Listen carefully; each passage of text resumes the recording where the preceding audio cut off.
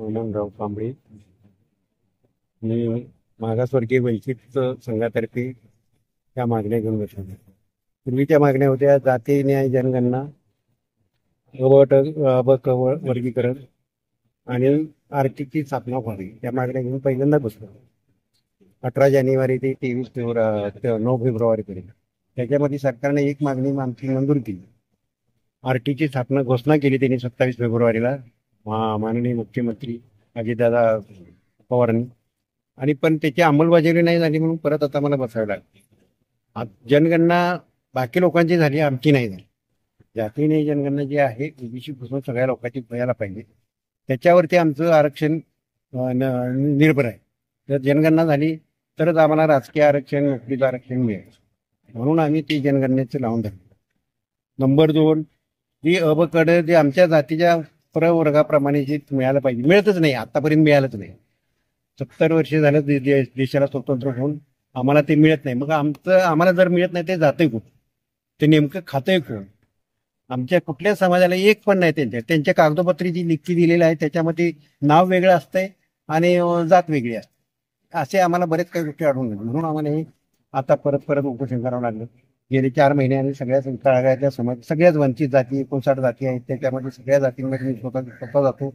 त्यांची काय हालत आहेत, त्यांची काय अडचणी आहेत, त्यांच्या शैक्षणिक अडचणी आहेत, नोकरीच्या आहेत, किंवा सगळ्यात त्यांच्या उदरनिर्वाहाच्या अडचणी आहेत, त्याच्यावरती लक्ष देऊन परत मला आता हे कालपासून उपोषण, म्हणजे 2 तारखे 24 तारखेपासून उपोषणला बसावं लागलं. त्याचं त्यांना प्रशासकीय अधिकाऱ्यांना समाज कल्याणला पत्र दिलं, त्याचं काही उत्तर नाही दिलं. म्हणून आम्ही आता हे सक्रिय होऊन पूर्ण महाराष्ट्रातल्या सगळ्या वंचित जाती आहेत त्या जातींमध्ये जाऊन आम्ही हे सगळा मॅसेज सगळ्यांना देणार आहे. शासनाने जर आमचे प्रश्न सोडवले तर मग शासनाला आम्ही आशीर्वाद नक्कीच देऊ, नाही सोडवले तर मग आम्ही ठरवू, येणारी वेळच ठरवेल काय आहे. घोषणा झाली होती, यंदा कधीपर्यंत तुमचं आंदोलन होणार आहे, काय नेमकं अडलं तुमचं? घोषणा तिने 27 फेब्रुवारीला केली, लवकरात लवकर झाली. आचारसंहिता लागली लोकसभेत, ठीक आहे. आता आचारसंहिता होती तर त्याच्यावर निर्णय कोण घेतच नाही. मंत्री आहेत सगळे, मग आपण आमच्या मागणीकडे किंवा आमच्या ज्या घोषणा केली त्याची पाठपुरावा होतच नाही, अंमलबजावणी होत नाही. लेखी पाहिजे, लेखी जरी आम्हाला टाइम पिरियड द्या, 6 महिन्यांनी होणार, वर्षाने होणार. लेखी जरी दिले तरी वेळ द्या, की एवढ्याच वेळेत झालं पाहिजे. प्रत्येक वेळेला आम्ही प्रपंचिकच आहोत ना शेवटी. खोटं आश्वासन देतात प्रत्येक वेळाला, आणि आम्ही त्या आश्वासनच्या हिसाबावरती थंड राहतो. परत ते विसरून गेल्यासारखं परत त्यांचं ते काम जे आहे तेच सुरू करतात. समाजानं नाहीये, सामाजिक कार्यकर्ते म्हणून आमच्या विश्वास टाकलेला, तुम्हाला आमचा सपोर्ट आहे, आम्ही तुमच्याबरोबर येऊ शकतो, म्हणून आम्हाला ते करावंच लागणार ना.